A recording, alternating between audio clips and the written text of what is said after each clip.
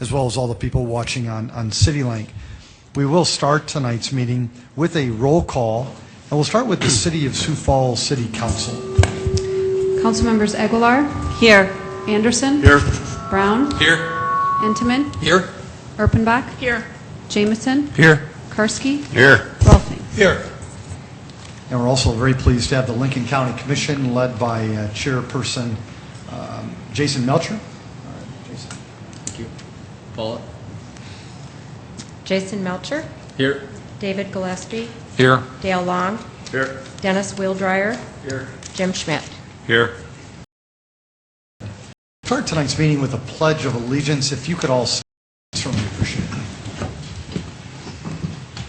I pledge allegiance to the flag of the United States of America and to the republic for which it stands, one nation, under God, indivisible, with liberty and justice for all.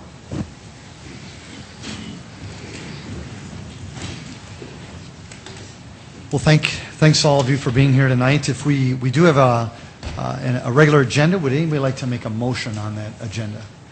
Move to approve Anderson. Second, Karski. Councilor Anderson Jr. has made a motion to approve tonight's agenda, seconded by Councilor Karski. Is there any discussion? A roll call vote, please. Council members Aguilar. Yes. Anderson. Yes. Brown. Yes. Intiman. Yes. Erpenbach. Yes. Jameson. Yes. Karski. Yes. Rolfing. Yes. That is passed 8-0. Lincoln County, do we have a motion to approve the agenda for tonight's meeting? Move to approve. Motion by Long, second Wheeldryer. Roll call vote. Roll call vote. Okay. Jim Schmidt. Yes. Dennis Wheeldryer. Yes. Dale Long. Yes. David Gillespie. Yes. Jason Melcher. Yes. Very good. We'll now move on to item number 1. Second reading and ordinance of the City of Sioux Falls, South Dakota, rescinding ordinance number 83-11 and amending Appendix F of the Code of Ordinances of said city by rezoning property at the north 330 feet of the west 660 feet of the northwest quarter, southwest quarter of Section 12, Township 100 North, Range West, County, South Dakota, from the A1 Agricultural District to the SJ Plan Development District. The joint Sioux Falls Lincoln County Planning Commission's recommended denial. Mr. Cooper. Good evening, City Council members and Lincoln County Commission members. I'm Mike Cooper, along with Steve. Steve, you're going to represent us too? Okay. Mike Cooper, along with Steve Randall, we're going to be representing the city planning staff. We also have Paul Esleeson and Mike Nadolski representing Lincoln County staff. And I think that's the main people that will be here to provide you with information. Just by way of public information, both the City Council as well as the County Commissioners have received a pretty extensive briefing on this item. But for the purposes of tonight's public hearing, I'll try to go through and summarize some of the highlights. In this case, the application is being presented by Thad Shetnan, and the property that's being considered for rezoning is located approximately 1/4 mile south of West 57th, and it's on the east side of the TLS Road or 469th Avenue. It is just directly west of the current Sioux Falls city limits. The proposed development in terms of the rezoning would be to develop about a 5-acre site for a storage facility. The subject property currently is surrounded by both rural residential and agricultural to the south, to the west, and a portion to the north. And then directly to the east, it's adjacent to the Sioux Falls city limits, which includes a developed single-family residential subdivision. The petitioner's plan indicates that they would be utilizing this 5 acres as a storage facility that would initially be outdoor storage for a variety of uses, and then there would also be a timeline that it would be converted to indoor storage. As part of the zoning to a planned development, you have the opportunity to include not only what the uses would be, but also what we call sub-area regulations, and those would be additional requirements that the developer, property owner would have to comply with.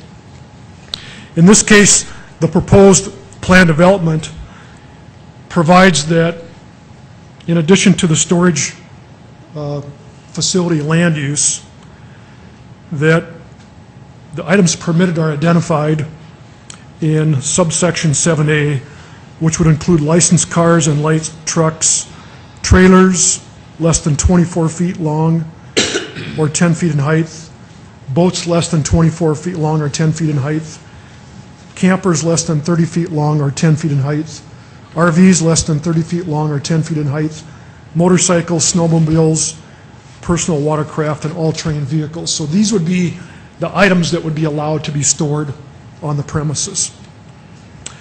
The provisions also would provide that up until October 31st of 2016, that those items identified could be stored outdoors, but by that time, all storage would have to be indoors or inside a building. And so that's a timeline that has been identified by the petitioner. In addition, the proposed development plan provides for a landscape buffer around the perimeter of the site, as well as a 6-foot wood fence. And again, the sub-area regulations provide that all landscaping and trees, as well as the 6-foot fence, would have to be constructed or placed on the site prior to granting what we call an occupancy permit. As we've gone through earlier discussions of this proposed development, we've indicated that this is within the Sioux Falls future growth area. It is a location that we can provide future utilities. And so the question that you have to ask yourself tonight is, would this be an appropriate land use for this particular area? We've talked about the impact of the surrounding development to the current and future limits. We've also talked about future roadway improvements that both the city and the county, as well as the Metropolitan Planning Organization through CCOG, have identified a long-range highway plan called the West Side Corridor that would be just slightly to the west of this location. So we've talked about all those considerations and factors, as well as the proposed screening and buffer of this development. The planning commissions did have a split recommendation. The county commission did recommend approval, and the city planning commission did recommend denial. And again, I'm sure most people are aware of this, but tonight both of these elected boards would have to concur with approval in order for this project to move forward, this rezoning. Again, we have other staff here tonight. The petitioner is represented, as well as you can see some of the other neighboring property owners. So I will stop there and see if you have any questions at this point. Mr. Cooper, is there anybody from Lincoln County, the planning team, did they want to speak before we open it up to the public? I think Mike Nadgolski would like to make a comment. If you wouldn't mind, please. Thank you, Mayor Huther and Chairman Melcher. Mike Nadolski, United States Attorney's Office, County Commissioners, Council members. Just as a procedural requirement, the corresponding Lincoln County ordinance that the county will be considering this evening is captioned in ordinance rescinding Lincoln County Ordinance Number 1111-43 and amending the 2006 Joint Zoning Regulations for Lincoln County and the City of Sioux Falls by rezoning property located at 26850 469th Avenue from the A1 Agricultural District to the PD Plan Development District and providing for regulations for the S&J Plan Development District. Obviously, the legal description is the same. Thank you. Mr. Nadolski, thank you very much. Folks, this is a second reading, so you do have the opportunity to engage not only the City Council but also the County Commission at Lincoln County.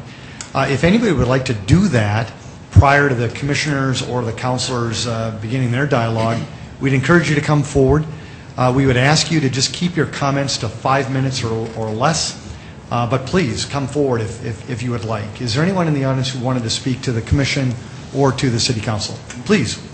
All we'd ask is that you just state your name. Where they live. My name is Steve Henning. Steve, can I interrupt you? Where do you reside, please? Where do I reside? 5400 South Colbert. So I'd be looking at this property right here. We're a little frustrated that we're here again doing this. We thought this was settled the first time. There's a lot of us that weren't able to be here because of time. People have family responsibilities and jobs and stuff. So the first time we did this, they were showing images that made the property, the area, look not residential. So I brought pictures with me this time. This first one, when we moved here, we thought moving into residential, we wanted to raise our daughter and our son in this community. So we were thinking that if this gets built, right across the street, you'll see that there is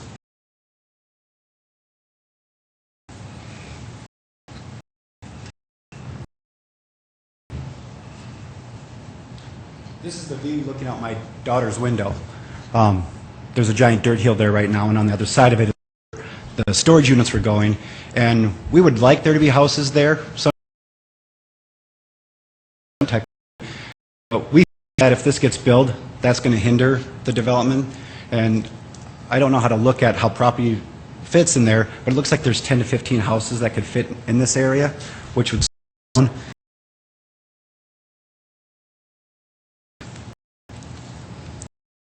Looking north of my house, and you can clearly see my house down to the street.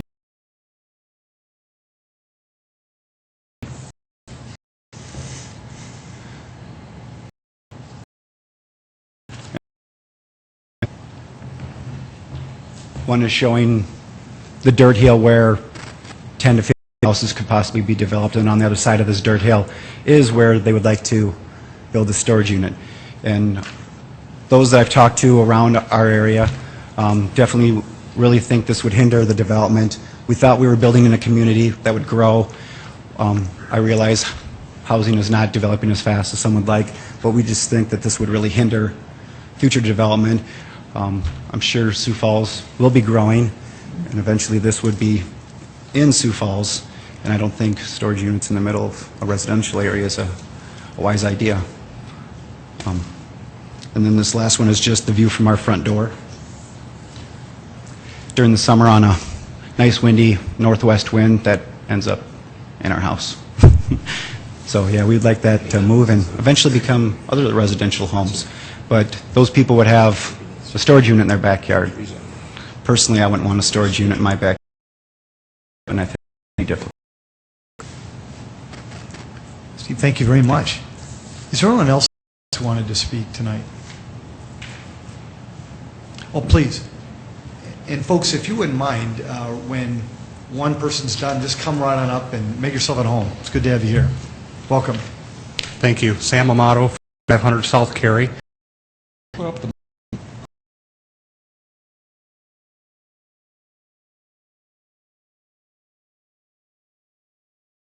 one that you had with model. That one right there. The corner, the subject property that you're looking at, to the east, those lots are vacant. That's where that dirt hill is that Steve showed you the pictures of. My home is that corner lot that's kind of shaped like a triangle. To the east of that, you'll see a large brown area. That's a wetland. That's a waterway. It's usually about 2, maybe 3, 4 feet deep. It's a fantastic recreational area. There's kayaks out there. There's people on inflatable boats. There's people landing remote-controlled airplanes, using remote-controlled boats. This is a neighborhood. This is not an industrial area. This is not something that we want overtaken with businesses, particularly storage units, where you're going to have a lot of outside storage in the beginning. They concede that in the beginning there would be outside storage. To the south of the subject property is already outdoor storage with chain link barbed wire fence. So aesthetically, it's already not pleasing. As my neighbor Steve mentioned, we thought that this was settled at the very first meeting way back in, I believe, October. But there were some issues with procedure that didn't work, and so here we are. Our fear as neighbors is that if this is built, that those lots are going to be harder and harder and harder to sell, and that will really slow down the development. The build-out is, I don't know, maybe Mike Thurman would be able to tell you, but to the south of my house, most of those lots are still empty, at least half of it. So we're really wanting, that area to be built out as a neighborhood. For the future growth of Sioux Falls, I'm not sure that this is the right thing either. You go to, as Sioux Falls grows west, we're hoping that we see more and more homes as opposed to businesses and light industrial. This whole area, if you could go back to the other slide just before that. All right, you see that the interchange here with the interstate. There is plenty of other places that this could be that are close enough to Sioux Falls. That whole T exit area that J&M Transmission owns, that land out there, would be a fantastic spot for this and still close enough to Sioux Falls to attract people to use that storage area. And the other thing I'd like to point out that I'll finish with is at the original meeting that was held in October, the applicant's own attorney stated that he would not build a home next to this. When he was asked why the property owner didn't parcel it out and make lots to sell homes, his comment was, who would want to build there? Thank you. Mr. Romano, thank you very much. Welcome. Welcome. Hi, Thad Shetland, petitioner. I don't have an attorney that was present at any meeting, so I don't know what Mr. Amato was referring to. But I question that because I've never had an attorney involved in this. So anyway, the property that, if you can go back to that other one again. The property to the south is already storage, grandfathered in, outside storage. The property to the south of that is with a PD, outside storage. That was rezoned already. The property to the north is it's kind of 2/3 and 1/3. The yellowish green colored is, I believe, owned by the developer for homes there. Yep. And then the property to the west of that is agricultural, but it has a large pole barn on it, no house. Brand new pole barn, no house. TLS Road is a 55-mile-an-hour road. We have highway, I believe, what is it, 200? That's the name of the number of the highway, I believe. 100? Okay, 100. Sorry about that.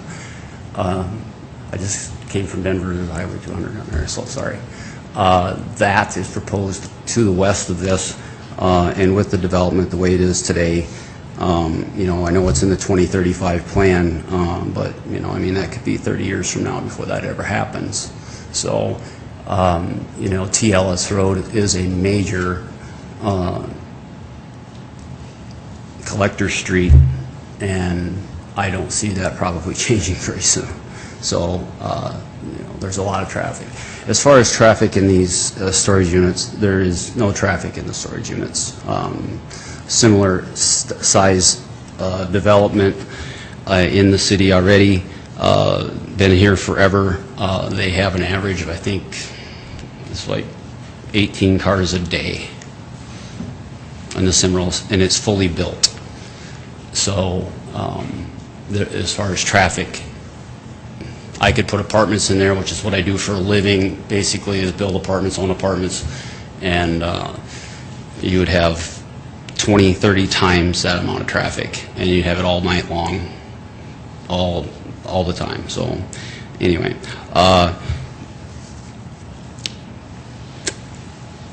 when we said, they said before that they thought this was over with, this was actually approved for prior, but there was some clerical issues that now you had to rescind the approval of it. So this was actually approved and rezoned, but so anyway, let's see.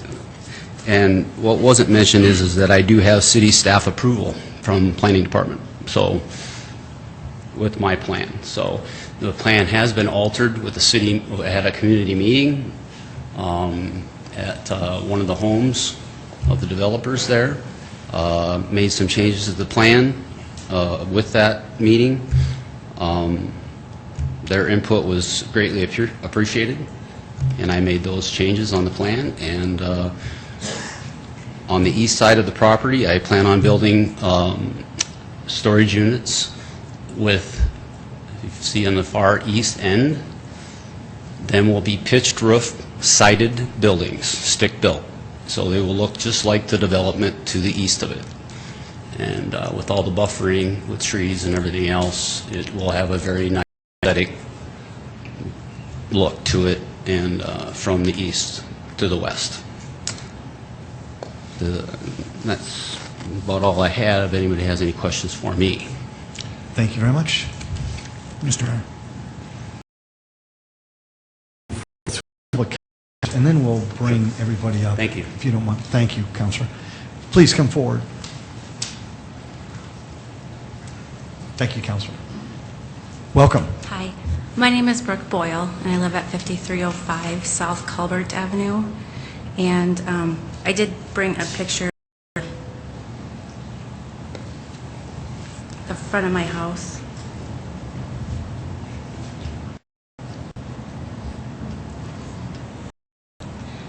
So that greenhouse is mine, so that the property is directly kitty corner there.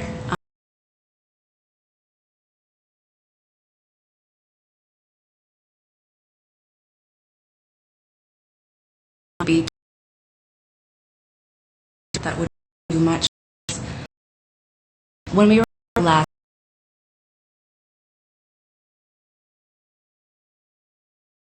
stories that my father lots of issues they were with, so that they had to defend some issues with additional and that sort of thing. If we were approved that we bring us back to address the issues that seem to with that development. And when we bought our house 2.5 years ago, we specifically asked what the land behind us was going to be used for, and we're told it's zoned residential. I think if we own the ability that land would be changed, especially to students, we wouldn't have bought our house. A lot of us are new families or starting families, and I don't think that this is something beneficial for that community. There's a new school built not too far away. There's plans for a park just around the corner from this city.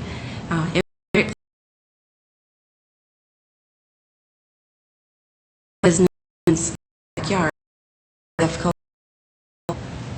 to want to move there, or for us to sell our houses when it comes time to that. And like I said, I think we would be continuously coming back to address the issue they're currently addressing with the other storage unit that was grandfathered in. Ms. Boyle, thank you. Thank you. Folks, is there anybody else who wanted to address the commission? Please.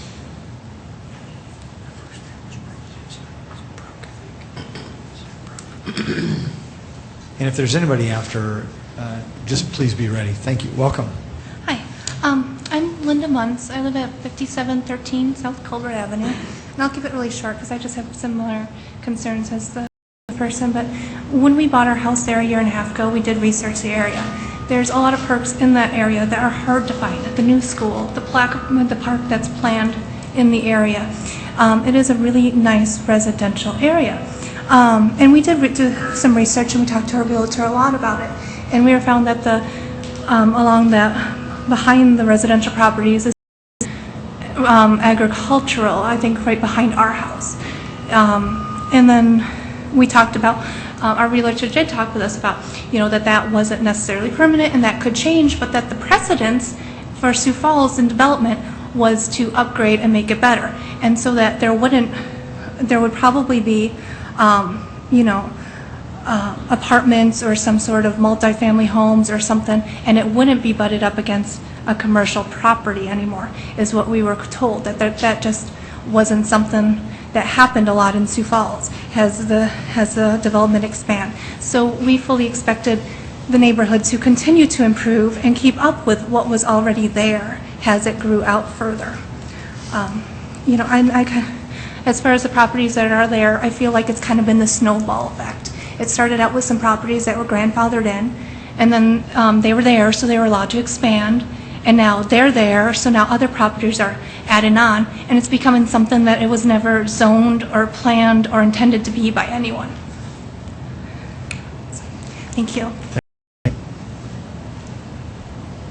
Yeah, yes, please. Welcome. Mike Thurman, 2808 Brandywine Circle, Sioux Falls.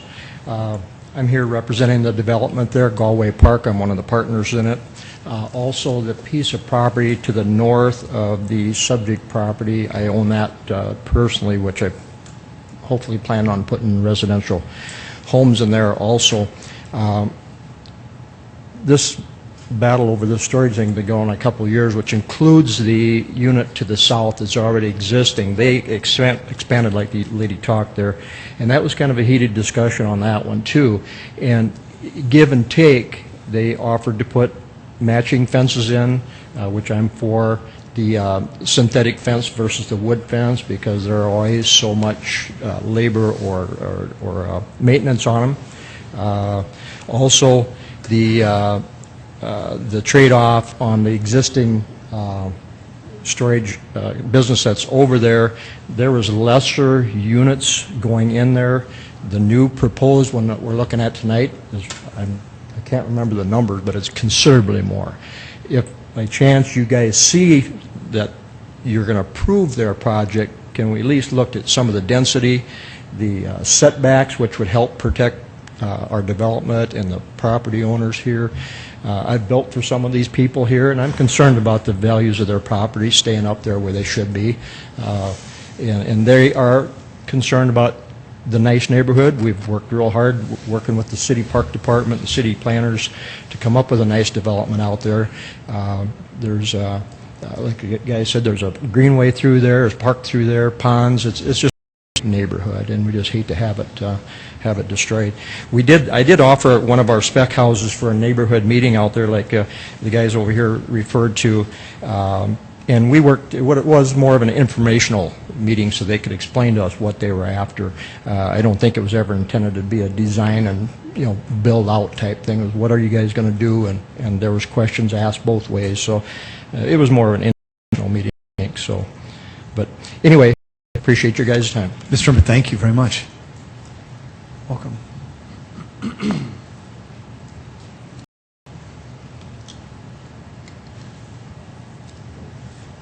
Hi, welcome. I'm Jane Fallness, if you know me.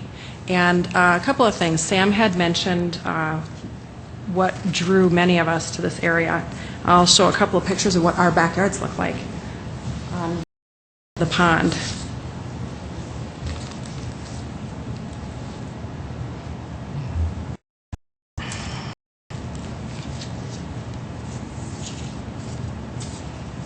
And while, yes, it was very beautiful, or it is very beautiful, on top of that, we were hoping that our values increase, especially as having this in our backyard. Now I'll show you a picture of what you can see directly across the street from our house, which is Pete and Brittany's house. And then right next to there is where the storage units would go.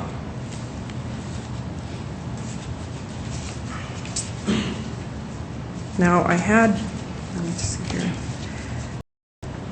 To say and fencing. And this you can just see, but things like motorhomes, etc., they go over the fence, and that is visible property. It's visible from your decks. And there's the houses that are across TLS Road that would be looking right across the store. That had, I think many of us actually heard the guy say, well, I wouldn't build next to the other storage unit already there. I mean, I think a number of us were there that actually heard the guy say it. We thought it was funny, and yes, he did say that. We did talk to a realtor, and our realtor told us, if you don't have a for sale sign up now, I would get it up in a hurry.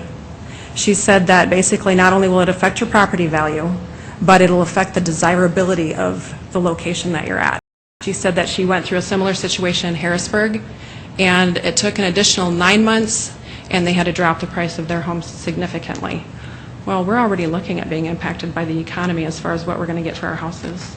And so I'm thinking, okay, benefit a guy and his business, or impact at the same time a homeowner.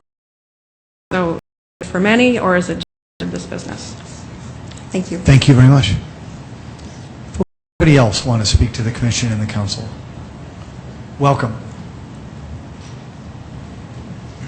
Is there anybody else after this gentleman? Very good. Thank you. Welcome. Good evening. And, sir, your name, please? Eric Willardson, Willardson Lawn Engineering, Thank you, 902 South Cleveland, Sioux Falls.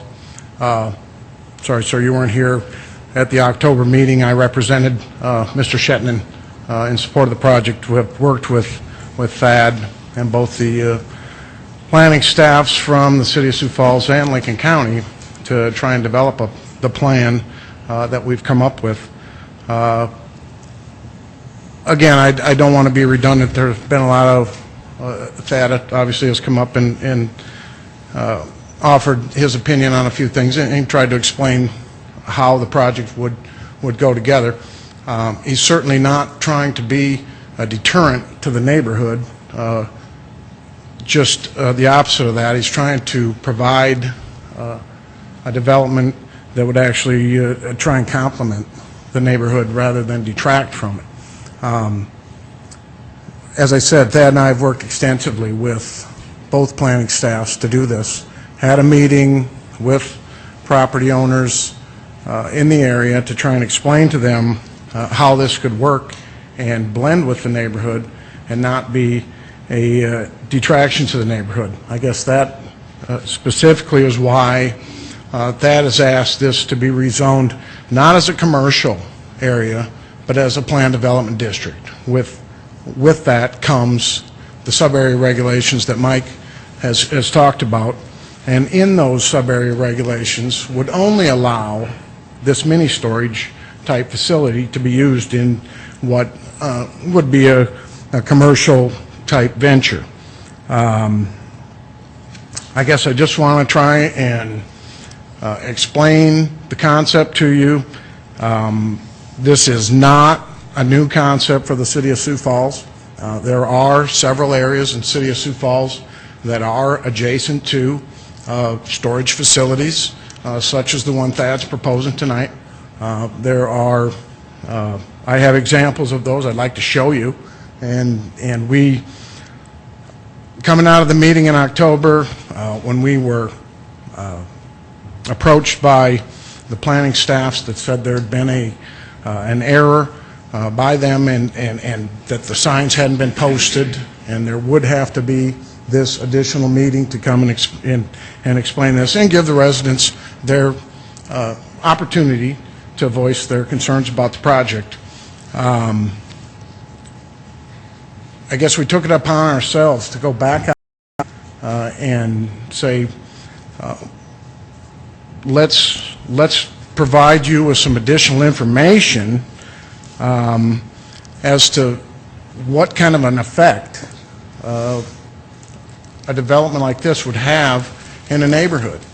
So what we did is that actually put together a short informal questionnaire and actually went out to a neighborhood that is adjacent to a mini storage facility like this, and went door to door and talked to the neighbors.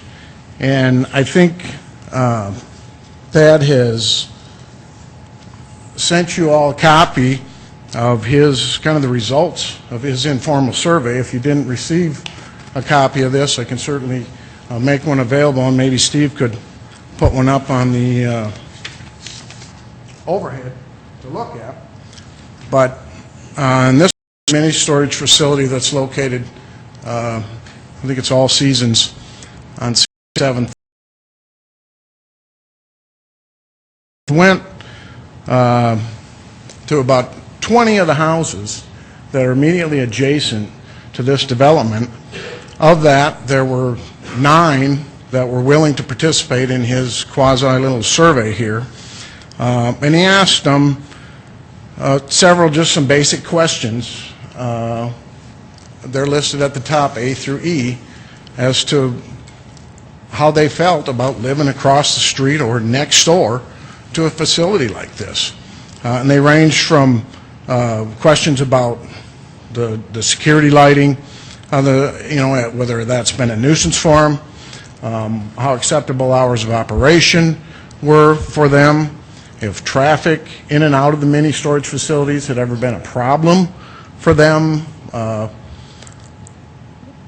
if it had been if they thought that the facility had been a benefit or a detriment, or what effect they thought that their houses next to a development like this would have. And actually asked them if they thought that living next to this mini storage facility, whether or not that had increased the value or devalued the cost of their home. 8 out of 10 of these people that were surveyed essentially said they really have no effect on them, that the hours of operation haven't been a problem, living across the street from them hadn't been a problem, lighting they hadn't seen as a problem, traffic in and out, and that the value of their homes hadn't changed by living across the street or adjacent to this. I do have some pictures of what that facility looks like, and quite frankly, well, come up and just take a look at it. But again, it's not a new concept that we're trying to implement here, and that actually makes somewhat of a benefit to the neighborhood to provide them with some a storage facility if they to use it for boats or campers, those types of things, RVs, to use in their neighborhood. Another facility that has been recently approved by the City of Sioux Falls, at least, it's in the city, and that one's located at 85th and Louise Avenue. The facility they built there, again, is immediately adjacent to, right next door to a house, with absolutely no security or fencing around the facility. So I guess incorrect, and cite through the plan development process that this can be a compatible use for this neighborhood and serve as somewhat of a buffer between their residential housing and South Dakota 100 or the TLS Road, which, as we all know, is a major, not a collector, it's a major arterial street, and likely, I think the 2035 plan says that type of use will continue for that street. So I guess, with the plans and the sub-area regulations that we've put in place, that ultimately this will be 100% indoor storage with no outdoor storage facility allowed. We're not in control of what happened to the south of this property and can't be. We've offered a considerable amount of screening and fencing and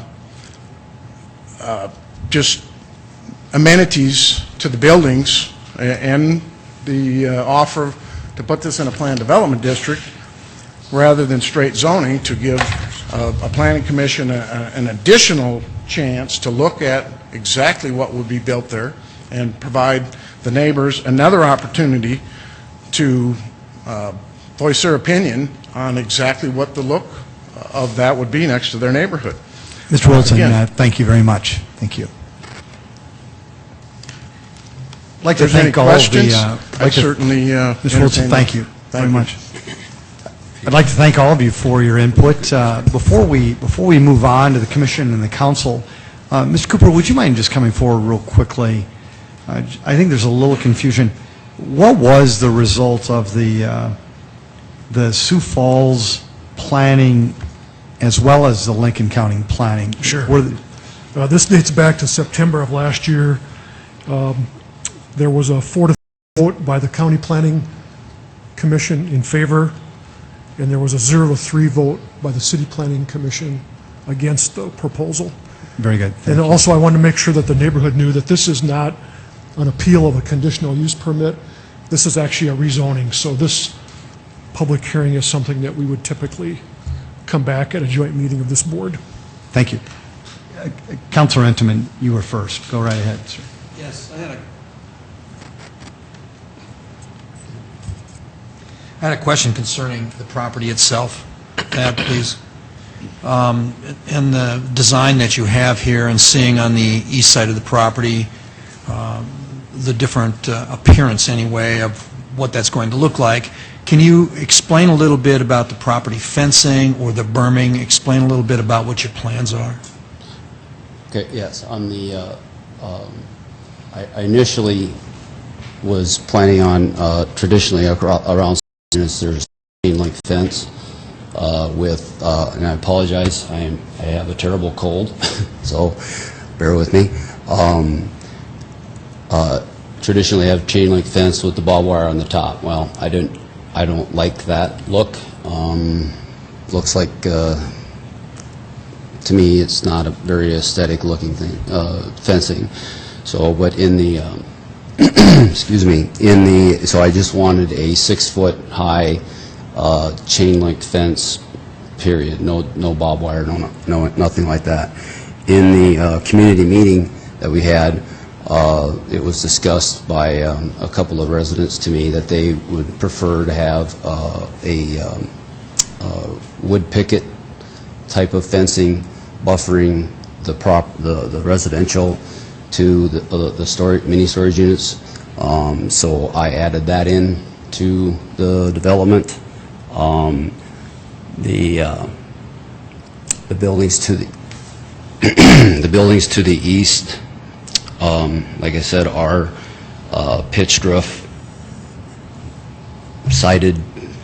Want me to put fake windows in? I guess I'll do that, you know, too, to make it look more like the residential area that it is abutted up to, which right now is not residential at all.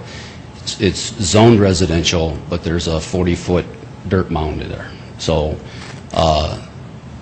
you know, until the dirt is moved, you know, most of those houses can't see it anyway. But eventually, I would assume that houses would be built there. We have well, you can see all sorts of trees and buffering around to where the residential would be able to see into the development. Two-thirds from east to west on the north side, one-third to one-half from the east to west on the north and the south side, and all the way along the east side of the property. That would buffer the property. And there, I believe that from the east side of those two far west garages or far west storage units, I believe that's 60 feet. Am I right on that? That's 60 feet from my property line to the back side of my buildings. That's way over the amount that the distance that I need to have. So I think I've been pretty generous there on my buffering of that. So and you know, as far as the north and the south sides of that, I actually have letters from the property owners that are on the north side and the south side, and they actually prefer a chain link fence to the picket fence. So snow reasons, snow fence, you know, that kind of thing. And I think, Mr. Mayor, I think the confusion on, and get back to, I think the confusion on what was the planning commissions, I wasn't saying the planning commission gave me approval. What I was saying is the city staff, planning staff, I have approval from the city planning staff, recommended approval for this. So the commission, or I've been to so many of these, I'm sorry, in the last 9 months going through this, I can't even remember, but the planning commission, city did not give approval. Thank you very much. Any Councilor, other do you have a questions? follow-up? Jim? Councilor Inman? No, that was good. That answered Commissioner Schmidt? I have a question for Mike Thurman. Thank you. Thank you. Mike, are you the owner of that mounded dirt facility? Are you on? Yeah, when Do you you have do any a- idea when you plan to move that and when that's going to be There's eliminated one large from that pile parcel there of property? now. It kind of depends on the demand a little bit there. When you do a development, which we started out with like 140 acres, you peel off 4, 5, 6 inches of black dirt, stockpile it that way. As the houses get built, you use that up. So we're anticipating, who knows, we're guessing the economy, but hopefully things going to turn around here a little bit. There's about 30 lots out there yet to build on, and that'll use up a good 3/4 of that pile. We've got 2 different excavation companies that are offering to purchase a good chunk of that dirt. We don't want to let it go. We want to make sure that the homeowners coming in will have enough dirt to do their yards in. There was a large pile to the south there, about a half a block. We sold all that. There was probably 300-400 truckloads that went out of there, so we can get rid of it pretty quick, but I don't want to let it go until we make sure that we have enough. For those remaining 30 lots, correct? Yes. So a lot depends upon the economy, a lot Economy will be- depends yeah. upon the decision you make, whether you want to sell it commercially or not. Yeah, well, yeah, you're right, yes. Okay, thank you. Councilor Anderson, Jr. I'll start with Mike since he's up here. Mike, developing such a large piece of property and having these other properties as close to the TLS road, did you check with those property owners to see what type of development they were looking at doing that may either work or not work with your development? You mean the people that own homes along the TLS Road, you mean? Right, because over the last couple of years now, we've Yeah. come back to this issue again. Yeah. Our development The first started- one, I believe, was with the Crest property. Yep. Our development started probably about 8 years ago, okay? And we looked at, Jim Jackson was the guy that owned the property out on the TLS Road. It has a big pink-looking building, which is now turned into a storage unit. We looked at that, but we questioned whether that would have got grandfathered in because it wasn't really zoned that way at the time. The guy that had the sanitary, or the garbage business, whatever, we figured that he would probably go away. So those 2 were there when we bought the land and started developing it. The other people that we talked to, matter of fact, the whole piece just to the north of the proposed project, I owned that at one time, and I sold part of that to a guy that's got the big building there. He's got some collector cars in there, and he plans on building there. That's what he's told me. I don't know that for sure. But anyway, to answer your question, yeah, I did. We had tried to assess what was going on TLS Road at the time. We figured the garbage business would go. Didn't know about the storage thing, if that would stay there or not, and it got grandfathered in, which is fine. And then they've expanded. We're hoping that we can keep the density, similar. The people on the other side of the house, 3 or 4 pretty nice homes over there. I think they probably range anywhere from $300,000 to $600,000, and so I thought it would probably end up being kind of a rural residential setting is what our hopes were going to be. Okay, thank you. And if I could... Do you really think when you started that development to the east that you would, in time, would be able to push that land up to the highway and that would become a residential area? I guess I look at that, and I've been going by there for a number of years, and it just doesn't seem to me that that would ever fit as a residential. You be seeing residential all the way out to the highway. No, you'd probably see a buffer. Usually you'll find a buffer, either apartments, which I think would be better buffer than storage units. Twin homes, you'll see them out in there too a little bit in a buffer area. But my only contention is from residential to light industrial is a kind of a radical switch. I didn't, to answer your question, never really got too concerned about what was going on out there because it was going to take us 5-6 years to get there. But the world's developing and that's the way it goes. I guess I find it difficult to think that would become residential with what's out there already, the storage units and those kinds of things. Yeah, and that's just came to play in the last 3 to 5 years since, you know, we started before that, but we were 160 acres away.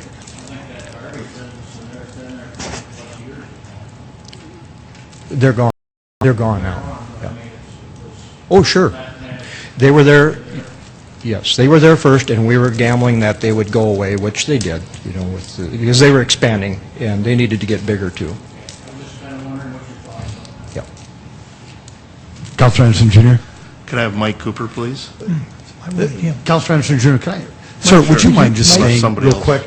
Councilor Rolfing, let me ask your question first, this gentleman. Yes. And then let's get Councilor, Mr. please. Thurman, Thank you. on the lots that are on the far west of this deal, how many of those are sold? Because you've got probably 1, 2, 3, 5, what, about 15, 20 of those?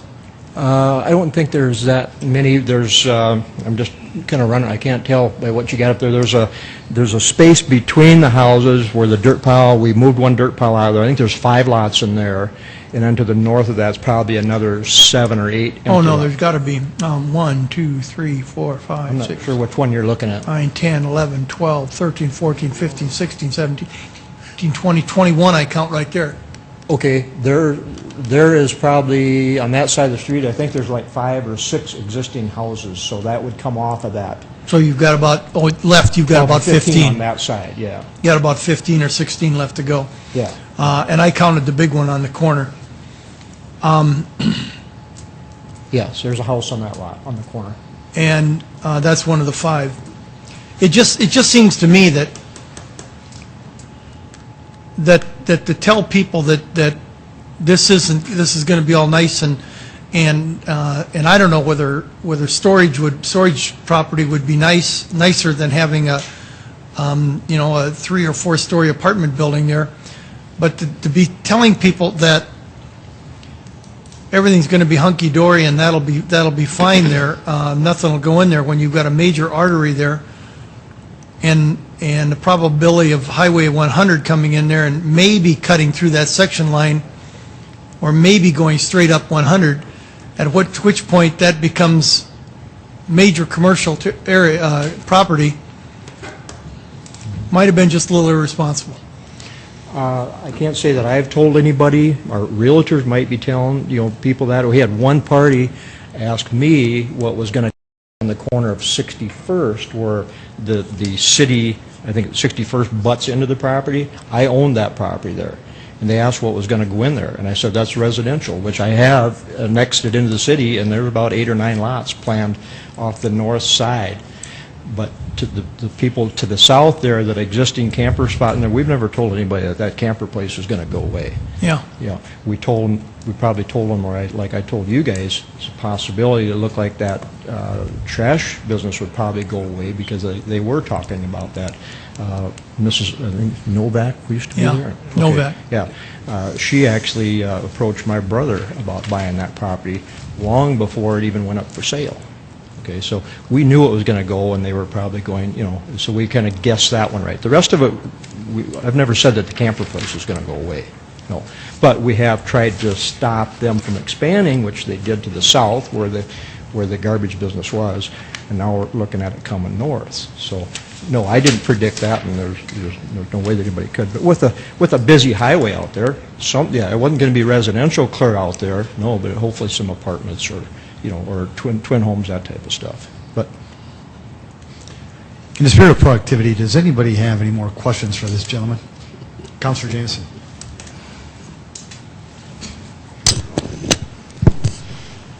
Mike, what's going on, or what were your plans here with 65th and Culbert where the road's dead end? What were you thinking with that? What were your... To butt it out, butting it to the west? Right. I think in the, Mr. Cooper or Randall on this, I think you're supposed to have for every acres developed in your development, every so often you have to have a street butted out someplace for future expansion. I think at one point, I think according to the fire department, I think there's something in there where pardon me? Every 1,000 feet you got to have a street butted out. So for future expansion, so I think they were, that was more of a mandatory type thing. However, me being in the development business, I have talked to Mr. Jepson, who lives over there, about purchasing his property if he wanted to, and I'd run residential houses out there. Excuse me. Where Mr. Jepson's house is, there's a couple of residential acreages along that highway. That's where I was hoping that most of that highway would be, those residential, rural residential acreages. They wouldn't have city improvements, water and sewer. They would just be rural residential acreages. That's what I pictured several of those to be. Including, I also talked to this lady here that's trying to sell the property to these guys here. I've talked to her a couple different times. There was never a number thrown out, so we didn't know where it was going to go. But my intentions there was to, because that had two housing eligibilities on it. So I seen, in talking vision, I seen two rural residential settings out there, and then bringing residential housing in behind it. If you were to see the piece of property coming off of 61st Street going to the west, I've got that in a dogleg, which would be going to the west, shooting south, and then if I was ever able to come to an agreement with the party selling the land to these guys here, I would extend the residential housing in behind that, use her two eligibilities for rural residential setting out on the highway. Because that is aesthetically is a nice looking highway. There are some beautiful homes on the west side, nice looking ones on the east side too. So I was, to answer Mr. Rolfing's question there, rural residential and whatever commercial end up staying there, that was fine. Councilor Jameson? Would you be willing to purchase, I don't know that the applicant is willing to sell, but have you offered to purchase his property? Yeah, I went over to her place twice. I mean pardon me? The subject yeah.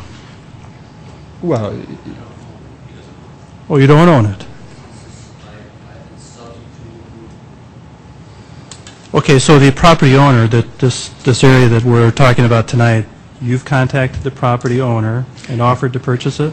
Yep, told her I was interested in the property, just like I have Mr. Jepson. And a matter of fact, I talked to Mr. Jepson, who is on the other end of these commercial places there. He said, I'll be the first guy that he'll call. And that would encompass the area you just asked about, 67th down there, and what is that, 65th or whatever, going to the west. That's set up to where a guy could go out into there with a cul-de-sac and have 7, 8 residentials. Sure. And then I think there's two eligibilities on the highway, so that, his home would stay there and you could build one more. Matter of fact, I talked with my son about building one there. These guys, if the price is right, take that commercial property, more residential, can't 30. And put some houses on it in this price range, Well, the other question is, what are the price of the lots on the west side of Culbert versus the east side? What were the price of the lots? I think they were like $2,000, maybe, something like that. They were just a little bit cheaper than the ones on the east side. The west side, I'm thinking they were 30 maybe, and the east side 32, something like that. All right, thank you. Thank you, Councilor Jameson. Council, any more questions of this gentleman, Mr. Thurman? Councilor Anderson, Jr. Mike Cooper, please. Ms. Cooper. Thank you, Mike. Right now, this is an A1 agricultural district. This Yes, property? the current zoning of the subject property tonight is currently zoned agricultural, yes. Okay, what uses could be done there at this time besides just farming? Agricultural uses, basically farm-related type uses, but no commercial. In our Development. 2035 plan and for that area, what did we have developing along that T. Ellis Road corridor? Well, we showed it that we can eventually extend our city sewer into that area. And so typically, in terms of a future land use plan, we would start out showing lower density residential adjacent to the Galway subdivision. And then as you transition towards a major arterial street, you would get into more multifamily, office, or maybe even some limited commercial uses. Okay. And with the properties to the south, right now we have the old Cressman's property, I believe we approved the expansion, is that correct? Yeah, we did approve that for outdoor storage. For outdoor storage? Yes. No indoor storage is proposed on that one. So we have, what, 2 of those lots there are indoor store or outdoor storage right now? Yes, to the south. And so this one would be transitioning into a requirement that it be all indoors, Okay, as thank you. proposed tonight. And I had a question for Thad also, if Yes. that's okay. Okay, thanks. Thad, would you mind come forward, please? Thank you. Councilor Anderson, Jr. Thad, thank you. Are there any other, is there a plan B for this if this doesn't go through?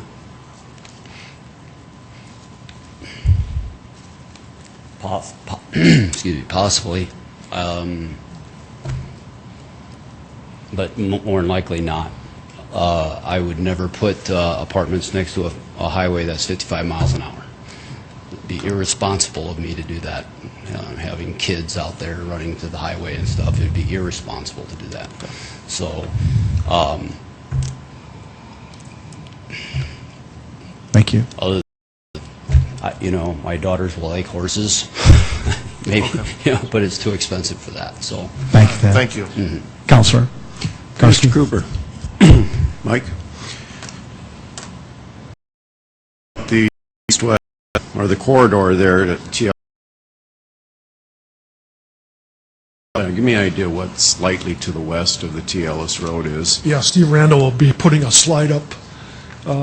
If you see in this particular exhibit where the star is, that's the subject property. Okay. And directly to the left of that is the current highway. Okay. And then the red line shows the proposed west side corridor, which would be approximately quarter to a half mile to the west of that. So it'd be a quarter to half mile to the west. What would happen to the T. Ellis Road then? Would that speed limit obviously would be changed, reduced down, and become just an arterial road that would have Right. a reduced It would speed be more limit? like a 40 to 45 mile an hour speed limit in the future. Okay, Would be thank you. typically what we would see happen. Thank you. Yes, Councilor Wolfink. Mike, why is that proposal over a quarter section and curving so nice and everything over there like that instead of using the existing road that we have? Because of the need for additional right-of-way would be much wider than what we currently have along Right. the highway. And we're trying to avoid impacting existing development driveways that are currently in that area. Plus, we're trying to eliminate the S-curve that you have right now. When you cross the county line, there's a jog, and so this would eliminate that jog in the future, much like we did along Minnesota Avenue many, many years ago. 57th and Minnesota Yeah, Avenue. but that one is always fun to take at 60. Okay. Mike, thank you. Commissioner. When is the highway scheduled to be put in, Mike? There is no timeline at this time. There is no timeline. Presently, it's a plan. Obviously, this will be subject to future demand as well as future funding availability. Right now, we're concentrating more on the east side of the city with what we do call South Dakota Highway 100. So this could happen, or it might not happen, given the state of our economy and given the amount of money that's coming for roads, I was just asking the probability of that, but it's a nice design. Commissioner Schmidt, thank you. Council or Lincoln County Commission, would anybody want to make a motion? There's been some really good dialogue here tonight. Yes, Councilor Erpenbach. I'll move to approve. It's been a motion by Councilor Erpenbach with Sioux Falls City Council to approve this item. It was seconded by Councilor Aguilar. Is there any discussion amongst the council? Yes, Councilor Rolfing. I had one more question for Mike, if I could. Cooper? Councilor Rolfing, yes. Ms. Cooper? Mike, why did the city say no on this one? The zoning board? Right, the planning staffs did make a recommendation to approve, I believe, based on the public planning. And were you at the county one also? I was not personally. You were not. Mike Nadolski, were you there? No, sir, I wasn't. But that meeting was the same meeting, the Planning Commission jointly. Okay. And that's where they have at least look here. Their recommendation is supposed to be proper from there. Was any there? I mean, they could. I guess okay. Could you give me a reason? Sir, could you just introduce yourself to the Lincoln County and City of Sioux Falls, please? Paul Sleason, Director of Planning and Zoning, Lincoln County. Thank you. Thank you, Paul. Commissioner, the minutes reflect some of the answers to your question. If I could address those for you. Prior to the motion, prior to the vote,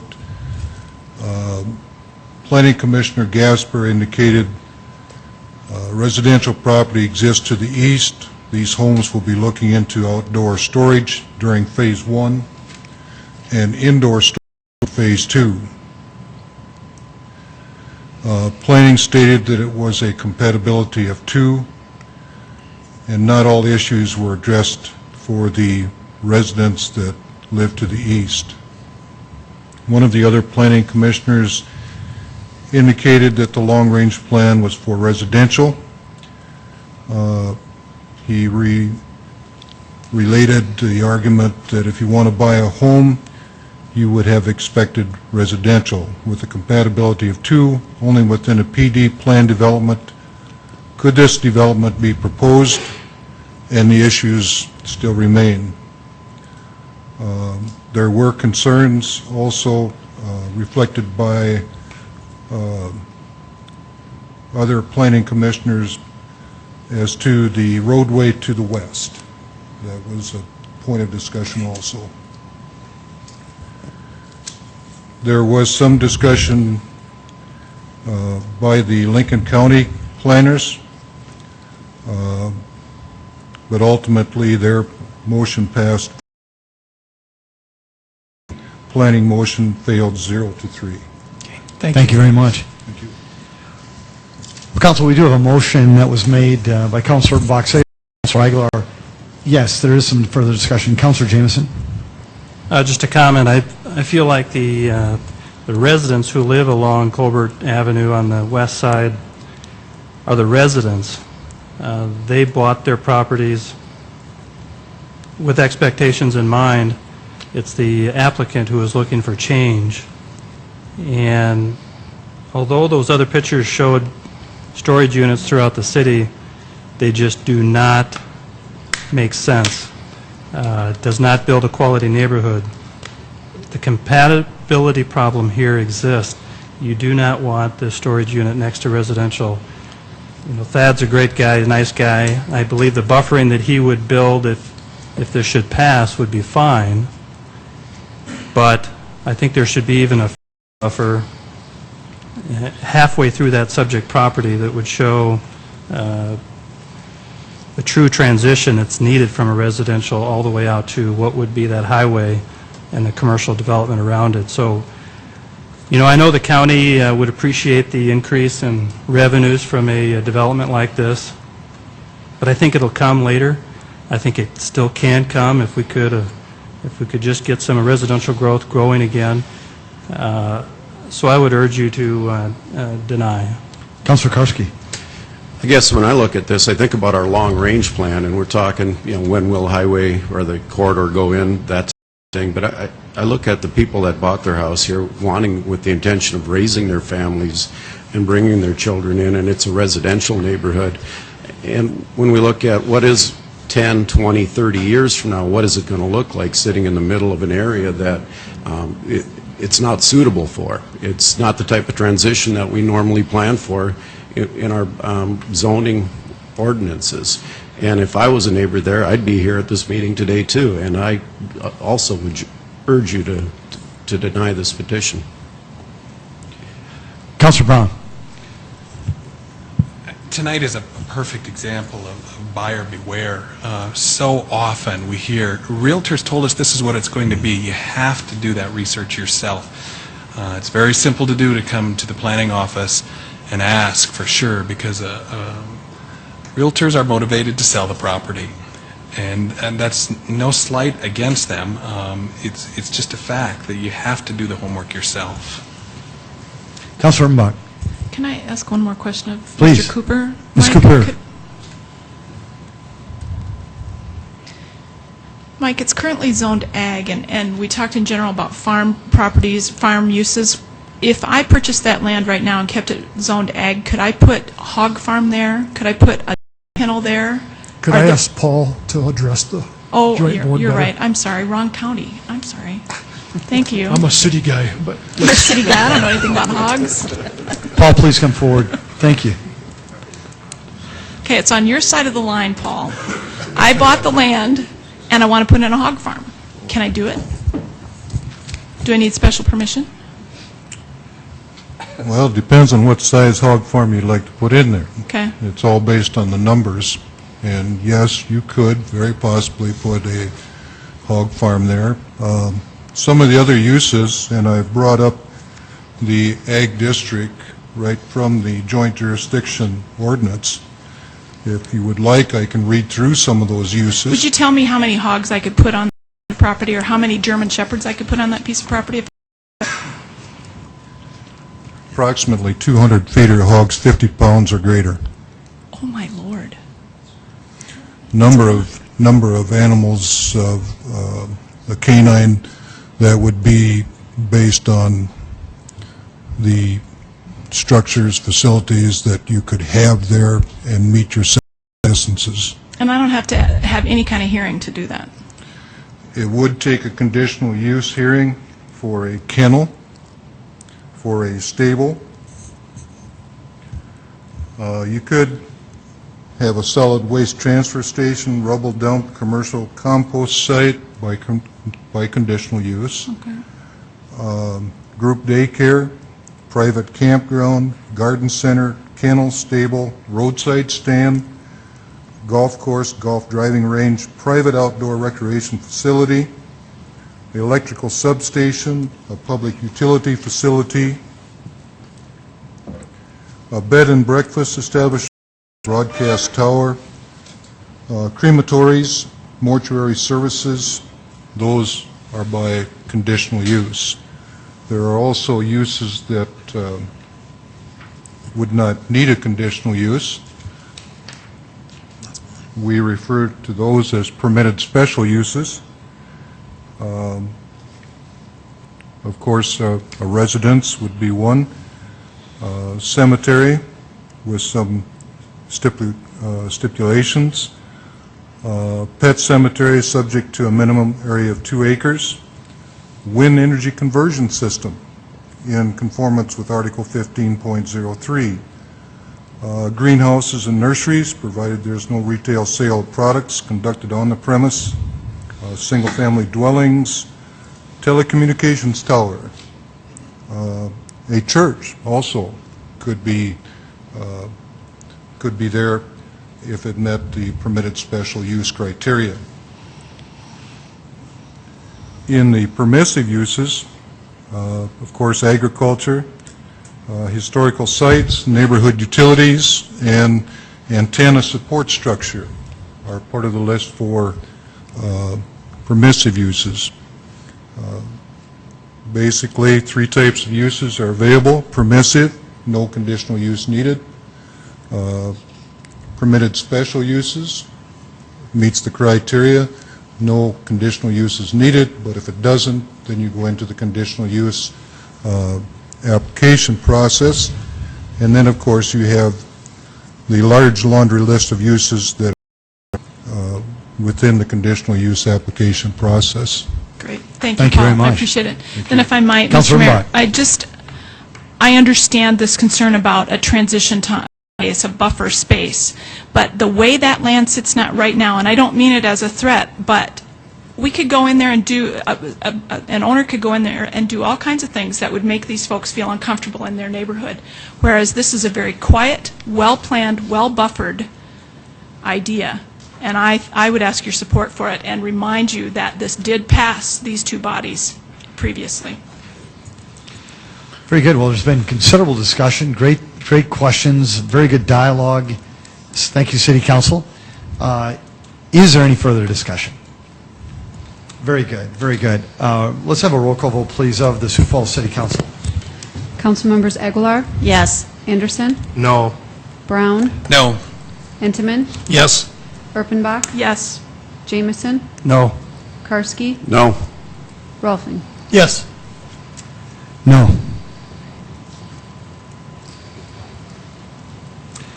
Well, we want to thank you all for being here tonight. Joint meeting.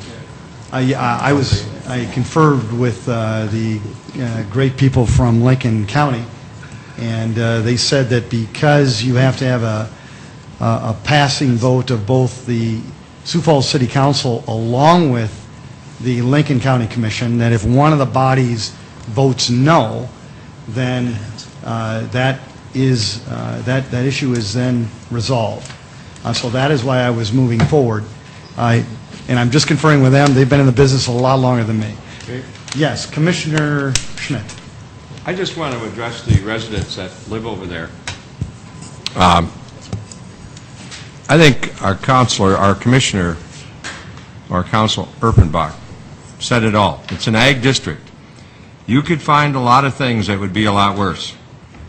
I can only tell you that when you think about this, when you go home tonight, you had a situation where you had no pollution, you had no noise, you had a 60-foot setback, you had a white fence, you have a mound of dirt that's not the most attractive, that you don't know when that is going to be moved, you have the necessary landscaping, and I don't think anybody's going to build anything that has to do with children that is on a highway that goes 55 miles an hour. I doubt sincerely when you or I may live long enough to see Highway 200 ever come to that place. So it is commercial. There's going to be pressure out there. I know about transitional housing. I know all of that. But always remember, that's an ag district. So if somebody wants to come in and raise pheasants, do you remember there's a pheasant farm down there? We, the commissioners, got more complaints on that because that gentleman was shooting a gun off every hour and keeping all the kids awake. We had to deal with that. Somebody could come in and raise chickens. Somebody can do anything in there on a conditional use permit. This was not a bad plan, and I'm sorry it failed. Great job, Commissioner Schmidt. Well, folks, I want to thank you for being here tonight. Very, very good meeting. With that in mind, could I get a motion to adjourn? So moved, Erpenbach. Second, Intiman. Councilor Buck's made a motion to adjourn, seconded by Councilor Intiman. If we could have a roll call vote, please. Council members Aguilar, Yes. Anderson, Yes. Brown, Yes. Intiman, Yes. Erpenbach, Yes. Jamison, Yes. Karski, Yes. Rolfing. That's passed 8-0. Commission? County Commission? Lincoln County, I have a motion for adjournment. Motion by Wheeldryer, Second. Schmidt. second by Schmidt. All those in favor signify by saying aye. Aye. Those opposed, same sign. Meeting adjourned. Thank you very much. This meeting is adjourned. Make it a great night.